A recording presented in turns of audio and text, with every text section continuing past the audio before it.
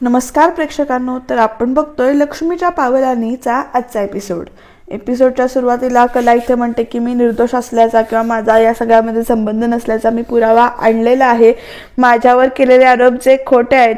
आणि मग ती सौरभला हाक मारते तर सौरभ असा आत एंट्री घेतो आणि सौरभला आत एंट्री घेताना बघून रोहिणी आणि राहुल शॉक होतात. तर रोहिणी हळूच राहुलच्या कानात म्हणते, अरे तुझं काय हे, तू म्हणाला होतास ना की याचा तू बंदोबस्त केलायस म्हणून. नैना पण इथे शॉक होते आणि ही याच्यापर्यंत कशी काय पोचली कला, ह्याचं टेन्शन नैनाला आलेलं इथे. सौरभ अगदी हळूहळू अशा पायऱ्या उतरत असतो. सौरभ एक वेळ सगळ्यांकडे बघतो. रोहिणी म्हणते राहुलला, काय हे अगदी टेचात सांगत होतास ना बंदोबस्त केलाय म्हणून, हे तुझं काय चाललं, हा मग कसा काय आला हा इथे. मग राहुल म्हणतो की मला नाही माहिती. सौरभ सगळ्यांकडे बघतोय आणि कला आता सगळ्यांकडे बघते. तर नैनाला प्रश्न पडलाय, ही कला आता ह्याच्यापर्यंत कशी काय पोचली आणि हा इकडे याला तयार कसा झाला, हा प्रश्न नैनाला पडलाय. आता हा सगळा काय सांगणार आहे. आणि मग कला ओळख करून देते की हा सौरभ, नैनाताईचा गायनाकॉलॉजिस्ट असं म्हणून ती ओळख करून देते. मग आबा पण त्या सौरभकडे बघतात. कला पुढे म्हणते, नक्की काय पुढे घडलं हे सगळं तुम्हाला आता सौरभच सांगेल. आता सौरभ काय काय सांगतो बघूया प्रेक्षकांनो. आबा आणि बाकी सगळे आता सौरभ काय सांगतो याच्याकडे लक्ष देऊन आहेत. आणि मग सौरभ पुढे म्हणतो की मी नैनाचा गायनाकॉलॉजिस्ट आहे असं म्हटल्यानंतर प्रत्येकजण आता सौरभकडे बघायला लागतात. इकडे सौरभ पुढे म्हणतो की मी तसा प्रोफेशन गायनाकॉलॉजिस्ट आहे, पण नैना आणि आम्ही दोघं जण मित्र आहोत. आम्ही कॉलेजमध्ये एकत्र राहतो, माझं तिच्यावरती प्रेम होतं. आता नैना बघा कशी रिॲक्शन देते त्याच्यावर.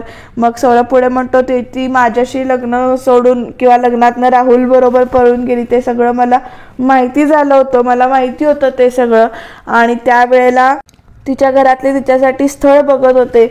मला सगळं माहिती असूनही मी स्थळ म्हणून तिच्याकडे गेलो, तिच्याशी म्हणजे बोललो, भेटलो तिच्या घरच्यांना. आणि तिने किती चुका केल्या असल्या तरी माझं तिच्यावर प्रेम होतं, त्याच्यामुळे म्हणून मी तिच्याशी लग्न करायसाठी तयार झालो असं सौरभ पुढे सांगतो. आणि मग पुढे म्हणतो सौरभ, बघा हा प्रेक्षकांनो काय ते, पण नैनाला कुठल्याही परिस्थितीत आयुष्यभर साथ देणाऱ्या नवऱ्यापेक्षा चांदेकरांचा पैसा तिला इथे महत्वाचा होता, तिला पैसा जास्त प्रिय होता असं म्हटल्यानंतर आता सगळेजण शॉक झालेत बरं का परत एकदा. कारण तिनं सौरभनं हा मोठा दुसराच खुलासा केलेला आहे. राहुल पण असा बघतो. सौरभ म्हणतो की म्हणून तिने राहुलशी लग्न केलं, लग्नानंतर पण सतत ती मला बोलत होती की माझा नाईलाज आहे, मला नाईलाज आहे म्हणून लग्न करावं लागतंय असं म्हणून. एवढंच नाही तर तिने संपूर्ण प्रेग्नन्सीचा प्लॅन हा तिने आधीच केला होता, कारण या घरात तिला स्वतःचं स्थान बनवायचं होतं आणि तो सगळ्यात सोपा मार्ग होता, म्हणून तिने प्रेग्नन्सीचा प्लॅन तिने खूप आधी केला होता असं आता सौरभने कबुली दिली. आणि मग ती म्हणते की म्हणून तिने मला हाताशी धरलं असं सौरभ सांगतो. आधीमध्ये आणि माझ्या इमोशन्सची केली, माझं प्रेम आहे म्हणून माझ्याकडून हवं तसं काम करून घेतलं तिने. मला राहुलच्या वागण्याचा बदला घ्यायचा आहे, माझं तुझ्यावरतीच प्रेम आहे, मी त्याला सोडून पुन्हा तुझ्याकडेच येणार आहे असं सतत बोलून मला ती फसवत होती असं सौरभ सांगतो इथे. आणि आता नैना करून बघते की हे ना सगळंच तिची चक्की पंची काय ती सगळीच उघड केली. आणि मग सौरभ पुढे म्हणतो की आणि मला जेव्हा तिच्या खोट्या वागण्याबद्दल कळलं तेव्हा तिचं ते काम करत राहण्याबद्दल तेव्हा तिने मला पैसे आणि दागिने सतत दिले. आता आबा पण शॉक झालेत बरं का इथे. सरोज पण खाली मान घालून सगळं ऐकते इथे. मग त्याच्यानंतर सौरभ पुढे म्हणतो की मी हे सगळं पैशांसाठीच केलं म्हणून. हा सगळा संपूर्ण फेक प्रेग्नन्सीचा प्लॅन फक्त आणि फक्त नैनाचा होता, कलाचा यामध्ये कुठल्याही प्रकारचा संबंध नाहीये असं आता सौरभने सांगितलंय. आणि आता पुढे सगळेजण 2 मिनिटासाठी गप्पच बसलेत. कला ह्याच्यात दोषी नाहीये, ह्याच्यामुळे आनंद एका बाजूला होतोय. खरं नैनाने असा सगळा प्लॅन केलाय म्हणून सगळ्यांना इथे परत धक्का बसलेला आहे, रजनीला सुद्धा धक्का बसलाय. आणि आता कला निर्दोष सिद्ध होणार आहे हे बघून बाकी सगळे शांत झालेत. पण रोहिणी कशी गप्प बसेल, रोहिणी ओरडते 1 मिनिट म्हणते. आणि मग आता सगळ्यांचं लक्ष रोहिणीकडे जात आहे. रोहिणी म्हणते माझा यावर विश्वास नाहीये आणि हा बोलतोय म्हणून आपण त्याच्यावर का विश्वास ठेवायचा असा आता रोहिणीने प्रश्न केलाय. त्यामुळे आता सरोजलाही तो प्रश्न बरोबर वाटतोय. मग रोहिणी म्हणते की नाही, नैनाच्या प्लॅन मध्ये सहभागी होऊन याने सगळ्यांना फसवलंच आहे ना, मग कशावरून असं होत नाही की कलाच्या सांगण्यावरून हा खोटं बोलत नाहीये. आता सगळे कलाकडे बघतायत. मग राहुल पण पुढे म्हणतो बरोबर आहे, मग आता असं सगळं उलट पलटवार होतोय आणि मग पुढे आता सरोज गप्प कशाला बसेल. ती म्हणते की करेक्ट, आपण जर उद्या सगळ्यांनी याला जास्त पैसे दिले तर तो आपले कुणाच्याही बाजूने बोलेल, याच्या बाजूनं कोण विश्वास ठेवणार असा आता प्रश्न सरोजनं इथे उपस्थित केला. आणि आता सगळेजण आता इथे सौरभकडे बघतायत आणि कलाकडे सुद्धा बघतायत.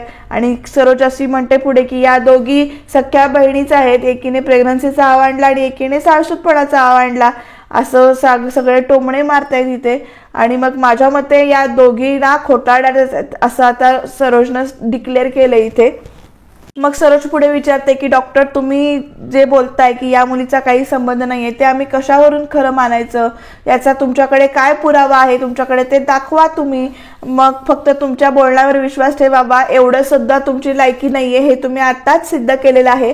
त्यामुळे तुमच्या बोलण्यावर विश्वास आम्ही कसा ठेवू, तुम्हीच सांगा, तुमच्याकडे काही पुरावा आहे का, असं आता सरोजने विचारले. आणि रोहिणी पण आता ऐकते. आणि या सगळ्या प्रकारामध्ये सौरभ गप्प बसत नाहीये बरं का. आणि सौरभ म्हणतो, 1 मिनिट मिसेस चांदेकर, पुरावा आहे माझ्याकडे. आता कलाला टेन्शन आलं की ह्याच्याकडे नेमका कुठला पुरावा असू शकतो किंवा तिला माहिती नसतं याबद्दल. सौरभने सांगितलंय की पुरावा आहे माझ्याकडे म्हणून. कला विचारते त्याला, पुरावा म्हणजे? मग सौरभ पुढे सांगतो, माझ्या आणि नैनाचे कॉल रेकॉर्डिंग्स आहेत. आता नैनाला परत अशी मुवमेंट आलेली आहे. आणि आता सगळेजण पुढे बघा काय होतंय प्रेक्षकांनो. सौरभने सांगितले की त्याच्याकडे कॉल रेकॉर्डिंग्स आहेत म्हणून. मग सगळे आता सौरभकडे बघतायत आणि सौरभ आपल्याकडे असलेलं फोन जे काही आहे ते दाखवतो की याच्यात मी सगळे कॉल रेकॉर्ड केलेत. एक ना एक दिवस ही मुलगी मला फसवेल किंवा मला गोत्यात आणेल हे मला माहिती होतं. त्यामुळे मी ना आमच्या कॉल्स जे काही आहेत ते इथे रेकॉर्ड करायचो आणि माझ्या सेफ्टीसाठी मी ते रेकॉर्ड करून ठेवले, तसं सौरभने ते सांगितलं. आणि मग त्यातलंच एखादं रेकॉर्डिंग जे काही आहे ते सौरभ इथे प्ले करतोय. काय आहे रेकॉर्डिंगमध्ये त्या प्रेक्षकांनो, तर नैना सांगत असते सौरभला की ही कला माझ्यासमोर माझा सतत डाऊट घेते, माझ्यासारखं डाऊट घेते, सतत मला काहीतरी प्रेग्नन्सीबद्दल विचारत असते, वैताग आलाय. आज तर रजनी मामी मला विचारत होत्या, सौरभ ऐक ना, मला काहीतरी टिप्स दे ना की मी प्रेग्नन्सीचं नाटक चांगलं कसं करू, सगळ्यांच्या डोळ्यात मी कशी धूळ फेकेन. सौरभ, तू दिलेल्या टिप्स मी व्यवस्थित फॉलो करते, पण घरी कुणालाही माहिती नाहीये की मी प्रेग्नंट आहे म्हणून. आणि आता आई सुद्धा आली आहे माझी काळजी घ्यायला. आता मला खूप टेन्शन आलेलं आहे आणि हे सगळं मी कसं सावरून घेऊ मला काही समजतच नाहीये. कला तर कावळ्यासारखी सगळ्यावर बारीक लक्ष ठेवून असते. थोडंसं पोट खाली लावलं की लगेच विचारते, जरा धावत कुठे गेले की जरा टोकते, खाण्यापिण्यावर बंदी, चालण्यावर बंदी, कंटाळा आलाय मला या सगळ्या गोष्टींचा. असं आता नैनाचं जे काही रेकॉर्डिंग आहे ते सौरभ ऐकवतो आणि मोठ्या म्हणतो, एक नाही अनेक रेकॉर्डिंग्स आहेत माझ्याकडे पुरावे म्हणून, ते तुम्हाला मी देऊ शकतो. आता सगळ्यांना पुरावा दुसरा पण मिळालाय. आणि मग पुढे आणि हा राहुल असं म्हणून तो राहुल बद्दल सांगायला जाणार. तेवढ्यात राहुल इथे ना डॉक्टर म्हणत राहुलला मारायलाच येतो डायरेक्ट. आणि तू माझ्या बायकोसोबत सामील होऊन मला फसवतोस तू, असं म्हणून इथे ओरडायला लागतो, माझ्या घरच्यांना फसवणंस तू. तर राहुल सोड त्याला असं म्हणत आता अद्वैतनं राहुलला मागे केलंय. आणि मग दादा तू का थांबवलंस, याला पोलिसांकडे घेऊन जायला हवं असं तो सांगतो. आणि मग कला म्हणते, चांदेकर प्लीज याला आपण पोलिसांच्या ताब्यात नको देऊया, असं म्हटल्यानंतर आता सगळेजण कलाकडे बघतात. कला म्हणते पुढे की सौरभ इथे आला म्हणून आपल्याला खरं काय ते कळलं, सत्य त्याच्यामुळे आपल्या समोर आलं. मग आता तिचं हे बोलणं ऐकून सरोज कशी काय गप्प बसेल. ती म्हणते, तू काय बोलतेस त्याचं तुला तरी भान आहे का, लायसन्स जप्त केल्याशिवाय मी शांत बसणार नाही, असं आता सरोजने सांगते. मग आता कला म्हणते, आजोबा प्लीज तुम्ही सगळ्यांना समजावून सांगा ना, आज सौरभ या सगळ्यांसमोर आला नसता तर स्वतःला मी सिद्ध करू शकले नसते, माझा संसार नक्कीच मोडला असता, असं इथे कलास गयावया करून सांगते आता. आणि आता सगळे आबांकडे बघतायत. मग परत इथे नैनाताईने लग्नाचं नाटक करून, प्रेमाचं नाटक करून सौरभला फसवलं. अहो ती पळून गेले हे माहिती असून सुद्धा तो तिच्याशी लग्न करायला तयार होता, पण हिने त्यालाही फसवलंय. आता सुद्धा तो पळून जात होता, पण मी त्याला सांगितलं, थांबवलं, म्हणून तो इथे आलाय आणि तो कबूल करतोय. तर मला असं वाटतंय की आपण त्याला एक संधी द्यायला हवी. मग लगेच आबा पण म्हणतात, होय सरोज जरा शांत हो, हे बघ जे काही झालं या समजामध्ये नैनाची चूक आहे, कलाचा दोष याच्यात काहीही नाहीये.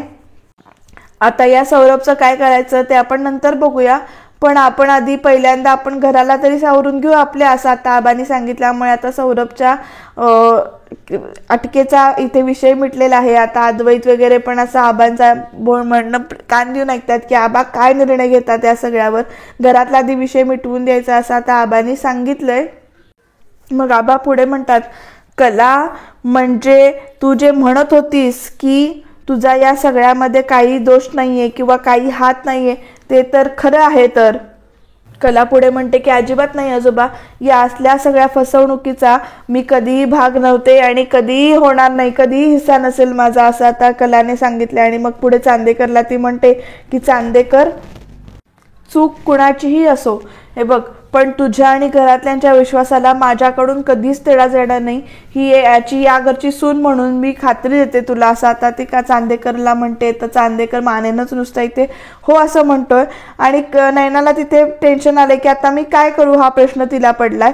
आणि तू आत्ताच्या आत्ता चालती हो आमच्या घरात ना, असं म्हणून इकडे सौरभला हकललं जातं. आमच्या घरात उभं राहायची सुद्धा लायकी नाही आहे तुझी, असं म्हणत सौरभ सुद्धा आल्या पावली इथे निघून जातो. आणि आता सौरभ गेल्यानंतर नयना मनात म्हणते की मला काहीतरी नक्कीच काहीतरी केलं पाहिजे, नाही तर माझं काही खरं नाही म्हणून.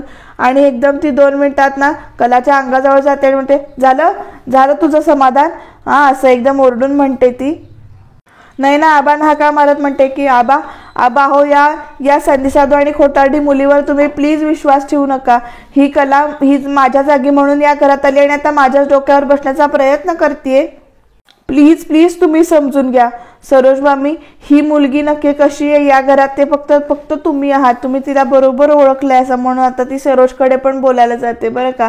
आणि पुढे म्हणते, या सगळ्यात परफेक्टली कोणी ओळखलं असेल ना तर ते तुम्ही आहात, असं आता ती सरोजला म्हणते. माफी नाही म्हणजे मामी, तुम्ही नेहमी मग दरवेळी सांगताना ते प्रॅक्टिकल असतं. सरोज मामी, तुम्ही सांगा ना या मुलीची काय लायकी आहे, तुम्हीच सांगा, तुम्हीच बोला ना या मुलीची काय लायकी काय आहे. मामी, आज जर तुम्ही हिला बेनिफिट ऑफ डाऊट दिला ना तर ही मुलगी किंवा हे सगळं घर ना हे एकदम पस्तावेल. तुम्हाला आत्ताच सांगून ठेवते माझा निर्णय काय तो. आणि नाही मी हा अन्याय होऊ देणार नाही, आपल्या घरावर हा अन्याय मी होऊ देणार नाही, मी हिला हिची लायकी दाखवून देणारच, असं नयना ओरडून सांगते. कलाताई शांत बस, असं आता कला अक्षरशः ओरडते. आणि मग नयना तिच्याकडे जाऊन म्हणते, काय शांत बस, लायकीत राहायचा. तुझं म्हणजे कसं झालंय माहितीये का, की लहानपणी ना आपण ती बेडकाची गोष्ट ऐकली होती की बेडूक फुगून बैल व्हायचं असतं. पण एक गोष्ट लक्षात ठेवा, पण बैल कधी फुगून बेडूक होऊ शकत नाही. तुझं तसंच झालेलं आहे एक्झॅक्टली, काहीही फरक नाहीये त्याच्यात, असं आता नयना पुढे म्हणते. आणि म्हणते, तुला या घरात येऊन चांदेकरांची मालकीण व्हायचं होतं आणि मला डॉमिनेट करायचं होतं म्हणून तू इथे आलीस या लग्नाला. तुझं हे स्वप्न मी कधीच पूर्ण होऊ देणार नाही, असं आता सांगते नयना. कलाला आता सगळ्याजणांना टेन्शन आले की कला अशी परत का बोलायला लागले. नयना आता मॉमींना जवळ जाते आणि म्हणते की तुम्हाला वाटतंय तसंच खरं आहे. हा सौरभ जर का माझी बाजू घेऊ शकतो तर तिची घरच्या सगळ्यांसमोर तिची बाजू घेऊच शकतो ना. आणि जर तुम्ही रेकॉर्डिंगचं म्हणत असाल तर रेकॉर्डिंग कशी एडिट होतात हे तुम्हालाही चांगलंच माहिती आहे. आता हा टोमणा आहे बरं का, कारण तिने रेकॉर्ड केलेला आवाज ऐकवलं असं ना. आणि मग इथे सरोज मामी, प्लीज तुम्ही माझ्यावर विश्वास ठेवा. आता हा जो काही आवाज ऐकला ना तुम्ही, तो टेक्नॉलॉजी ऐकून वापरला होता, यात खरंच माझा काही हात नाहीये, असं म्हणून इथे नयना सांगते. आणि मग पुढे म्हणते, या कलाने आणि सौरभने आता इथे येण्याच्या आधी हे रेकॉर्ड केलंय आणि एडिट केलंय. प्लीज माझ्यावर विश्वास ठेवा, प्लीज मी तुम्हाला 100% खात्री देऊन सांगते की हा माझा आवाज नाहीये, असं म्हणून. आणि सरोजच्या ती पाया पडते तर सरोज काही बोलत नाही त्यावर. सरोज मामी तुम्ही ऐका माझं, सरोज मामी तुम्ही ऐका, हे सगळं ना कलाने माझा काटा काढण्यासाठी केलंय. हे सगळं ती माझ्यासोबत करू शकते ना तर ती उद्या सोबत तुमच्या सुद्धा करू शकते काहीतरी. कला तुम्हाला तुमच्या मुलापासून तोडेल, तुमच्या अद्वैतपासून ती दूर करेल. खरंच प्लीज माझ्यावर विश्वास ठेवा. तुम्ही प्लीज आता या क्षणाचा विचार न करता तुम्ही भविष्याचा काहीतरी विचार करा. प्लीज माझं म्हणणं ऐका, माझ्यावर विश्वास ठेवा, असं आता नयना ओरडून सांगते, कलावर सगळे आरोप टाकते. आणि मग तिला राहुल आठवतो. मग ते राहुलचा हात धरते आणि म्हणते की राहुल तू मला बायको म्हणतोस ना रे, तुला माहितीये तू मला जेव्हा बायको अशी हाक मारतोस ना त्यावेळी मला किती छान वाटतं, ते मला किती बरं वाटतं. मला असं वाटतं की माझं असं कोणीतरी आहे या जगात, माझ्या हक्काची कोणीतरी व्यक्ती आहे, असं मला कायम वाटतं. राहुल अरे तू तरी बघ ना, तुलाही माझ्यावर तेवढाच हक्क वाटतो ना रे, बोल ना काहीतरी राहुल. तू या सगळ्या प्लीज सांग ना, आपण कसे मेड फॉर इच अदर आहोत ते, तू बोल राहुल अरे बोल ना, एकदा माझ्याकडे बघ ना, असं म्हणत ती राहुलला इकडे वळवत असते. तर राहुल तिच्याकडे अजिबात बघायला तयार नाही. आणि मग ती आबांकडे जाते आबा, नेहमी तुम्ही प्लीज प्रत्येक गोष्टीचा शांतपणे विचार करताना, मग मी पण या घरची सून आहे आणि प्लीज तुम्ही माझ्यावर अन्याय होऊ देऊ नका. माझ्यावर अन्याय झालाय आणि हा सगळा खोटारडेपणा या कलाने केलेला आहे असं म्हणून परत ती कलाला इथे हिला लाथ मारून या घरातून बाहेर काढा, हाकलून द्या असं सांगते. पुढे तुझं काय असं म्हणून नैना आता कलाच्या अंगावर जवळजवळ धावतच जाणार. तोपर्यंत तिकडे आबा ओरडलेत बास म्हणून. आणि या सगळ्यामुळे आता आबांना त्रास होतोय. तर सरोज म्हणते तुझे तमाशे बंद कर, हा आता बास झाली तुझी नाटके. आणि आबा इथे शांतपणे बसवतात आबांना आणि आबांना शांत व्हा असं सांगतात. आबा म्हणतात की मला बरं आहे आता, पण नैना आता सगळं प्रकरण कसं बघा कसं चाललंय. मग त्याच्यानंतर सरोज म्हणते तुझ्यामुळे आबांना त्रास होतो इथे आणि माझ्या घरात अजून गोंधळ नको आहे मला, निघ आता या घरातून असं डायरेक्ट आता नैनाला सांगतात बरं का सरोज इथे. आणि मग रोहिणी अशी धावत धावत येते नैनाजवळ आणि आता रोहिणी काय करते बघा प्रेक्षकांनो. रोहिणी अशी येते आणि साटकन इथे असं की नैनाच्या कानाखाली जोरात वाजवते. त्याच्यामुळे परत सगळेजण इथे शॉक होतात आणि एकदम कळत नाही की नेमकं काय करायचं किंवा काय झालंय ते. रोहिणी तिच्या मारते जोरात आणि मग आता रोहिणीचा मार खाऊन नैना अशी उभी आहे. रोहिणी पुढे म्हणते चांदेकरांच्या आयुष्यातून कायमचं निघून जायचंय हा तू इथून आता, आणि आता माझ्या आणि माझ्या मुलाची ढाल करून तुझे खेळ खेळणं बंद कर, तुझे जे काही खेळ खेळायचे आहेत ते थांबव पहिले असं म्हणून इथे आता रोहिणी सांगते. आणि म्हणते डॅड, हिने माझी आणि माझ्या मुलाची फसवणूक केली ना, मग हिला घराबाहेर मीच काढणार असं आता रोहिणीने सांगितले. आणि रोहिणी अक्षरशः तिच्या हाताला धरून ओढते आणि चल चल मॉमीला माझं ऐका ना असं म्हणून रोहिणी सारखं म्हणत असते. पण रोहिणी तिचं काही ऐकत नाही. राहुल अरे तू काय करतोयस, मॉमीला रोहिणी थांबवा असं म्हणून ती ते ओरडत असते. रोहिणी म्हणते कुणी दार आता उघडायचं नाहीये, हिला हिची जागा माहिती असायलाच हवी. तोपर्यंत नैना बाहेरनं हाका मारते मॉमीला दरवाजा उघडा, पण दरवाजा काही उघडत नाहीयेत. आणि आबांना सुद्धा आता रोहिणीने जे काही केलंय ते पटलेलं आहे. नैना बाहेरनं ओरडते तुम्हाला कळत कसं नाहीये, ही कला विश्वास ठेवण्याच्या लायकीची नाहीये, तुम्ही सगळेजण एक दिवस पस्तावाल. मॉम लॉ प्लीज दरवाजा उघडा, बाहेर या असं म्हणजे मला आत या असं म्हणून ओरडत बसलीये. पण तिचं कोणीही इथे ऐकत नाही. आणि रोहिणीने आता सगळ्यांना अक्षरशः धमकीच दिली की कोणीही दार उघडायचं नाही. पण बघू आता कलाच्या आयुष्यात अजून काय काय होतंय, ते नेमकं काय काय घडणार आहे. एवढा सगळा प्रकार झाला तरी नैनाबाई काही शांत व्हायचं नावच घेत नाहीयेत. दाराच्या बाहेर राहून सुद्धा ती कलालाच दोष देते, स्वतःची चूक ती कबूलच करत नाहीये. आणि ती म्हणते की वाट लावीन मी तुझी कला, वाट लावीन असं म्हणते. आणि अगं बहीण आहे ना ती तुझी, तरी पण काय चाललंय तुझं, सोडणार नाही मी तुला असं सारखं म्हणते. आता इथे नैनाला बाहेर तरी काढलेलं आहे. कला पुढे शांत होऊन म्हणते की आई अंबाबाई, नैनाताई जरी माझी बहीण असली तरी तिने केलेलं जे काही काम आहे ते खरंच चुकीचं आहे. माझ्याला लागल्यावर गालबोट लागलं, ते गालबोट लागलेलं आहे ते पुसून टाकणं आणि घरच्यांसमोर मला स्वतःला निर्दोष सिद्ध करणं हेच मोठं इथे काम होतं. पण नैना तिकडे ओरडते आता मी काय करू असं म्हणून. आता रोहिणी सुद्धा खाली येते जिना उतरून दार लावून आणि ती रूममध्ये निघून जाते. आबांना घेऊन सरोज इथे आतमध्ये जाते. रजनी सुद्धा आपापल्या कामाला निघून जाते आता. आणि आता तिथे फक्त कला आणि अद्वैत दोघच जण इथे उभे आहेत. कलाला सारखा हाक मारतोय अद्वैत खरे म्हणून, पण कलाचं लक्ष नाहीये. कला म्हणते परत की आई अंबाबाई पाठीशी राहा, जे काही होईल त्याला ताकद दे. तर इकडे बाबा इकडे घरात काम करतायत कलाचे आणि ते म्हणतायत की मला हिशोब लागत नाही, जरा संगे बघ हे सगळं. तर संगीतांचं पण लक्ष नाहीये, त्या सुद्धा इथे विचारात आहेत आणि त्यांना पण काळजी लागून झाले. बाबा म्हणतात काय समजना झालंय ग, खरं संगीतांचं लक्ष नसल्यामुळे त्या तिला हाक मारतात परत की काय झालं, तू कसला विचार करतेस असं विचारतात. मग इथे आई सांगतात की काही नाही हो, चांदेकरांच्या घरात समजा ठीक असेल ना, माझ्या कलेचं कसं होणार, कारण म्हणजे काय बी चूक नसताना तिची ती या सगळ्या भोवऱ्यात सापडलीये, तिला ते पुरावे सापडतील का हो हा सगळा प्रश्न पडलाय. ती स्वतःला निर्दोष सिद्ध करू शकेल का हा प्रश्न पडलाय आता संगीला. मग आता बाबा म्हणतात अवघं पण मला पण काही बी समजना झालंय. मग त्या पुढे म्हणतात आपण तसंच निघून आलो, पण आपण तिच्याशी काही बोललोही नाही, काय करणार आहे कसं करणार आहे काही बोललो नाही आपण तिच्याशी. मग बाबा आईला परत म्हणतात नाही कलाची मोठी बहीण, नशीब लागतं एकच घर सासर म्हणून मिळायला, पण हिचा सगळा कारभार उरपाटाच आहे. मोठ्या बहिणीनं लहान बहिणीला मायेची सावली द्यायची, तर इथे कलाच्या पायाखालची जमीनच हिनं काढून घेतले. नैनेनं कलेला ओढून ताडून या सगळ्या प्रकारात गोंधले. मला पण खूप वाईट वाटतंय ग, कलेचा संसार उद्ध्वस्त व्हायची वेळ आली आहे ग. मग इथे संगीता म्हणतात, नाही नाही, आपण एक काम करूया, आपण आता ना कलेला फोन करूया. थांबा, चांदेकरांच्या घरात फोन लावूया, कलेला फोन लावूया. मग बाबा म्हणतात आईला, हे बघ, आता उगाच आपण फोन करून प्रकरण चिघळलं तर थोडं थांबूया, आपण थोड्या उशिरानं फोन कर असं म्हणून सांगतात. पण त्या ऐकत नसतात. नाही, माझा जीव थाऱ्यावर राहणार नाही, मी फोन लावते असं म्हणून त्या फोन लावायला फोन हातात घेतात. मी कलेला फोन लावते असं सारखं म्हणतात. बघू आता कल्याला फोन लागतोय का नाही ना, तिथे जाते ते. तोपर्यंत कला इथे रूममध्ये येऊन बसलीये. कला पुढे म्हणते, डोक्यावरचं मोठं ओझं उतरल्यासारखं वाटतंय मला आता. मोठे दगड असे दगड बांधले होते आणि ते उतरवून ठेवलेत असं वाटतंय मला आता, असं ती म्हणत असते. आणि मग पुढे आपल्याशी बोलताना म्हणते, त्यात स्वतःला सिद्ध करायचं होतं.